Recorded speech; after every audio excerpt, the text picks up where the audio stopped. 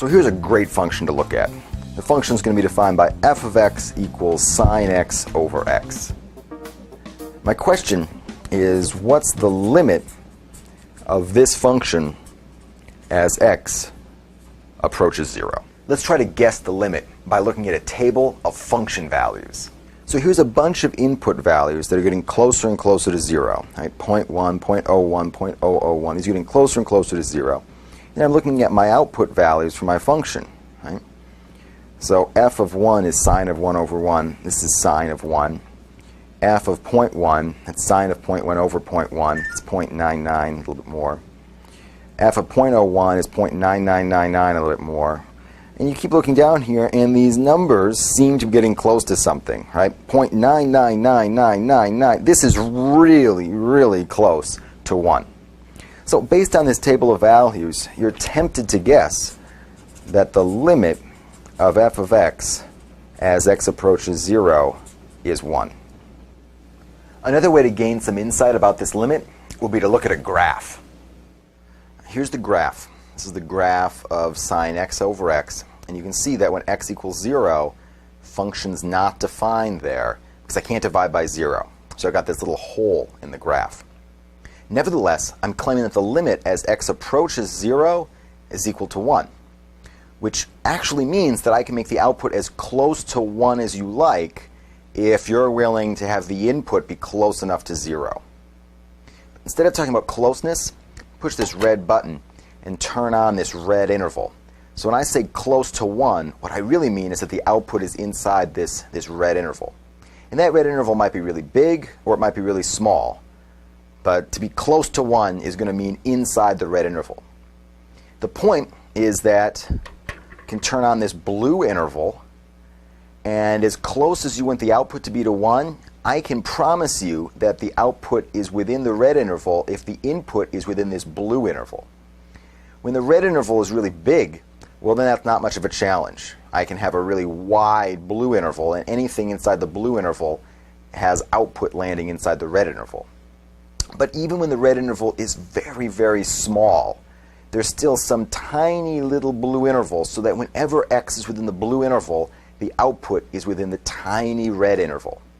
In other words, even if you want the output to be really close to 1, I can promise you that the output is that close to 1 if you're willing to have the input be close enough to 0. So we've looked at the function values, we've looked at the graph, we've got this idea that the limit of sine x over x as x approaches 0 is equal to 1. But it's just that, it's just an idea. We don't yet have a rigorous argument that this limit is equal to 1. Here's a sketch of a more rigorous argument that the limit of sine x over x as x approaches 0 is equal to 1. It turns out that for values of x which are close to but not equal to 0, this is true. Cosine of x is less than sine x over x, and sine x over x is less than 1. Now, why would you care about this? Note, the limit of cosine x as x approaches 0 is 1. And the limit of 1 is 1, because the limit of a constant function is just that constant. So I know that the limit of this side is 1, and the limit of this side is 1. And what I'm trying to conclude is that the limit of the thing in between is also 1. And it turns out that there's a way to do this. Let's take a look. Here's what we're going to use, the squeeze theorem. Suppose you've got three functions. I'm calling them g, f, and h.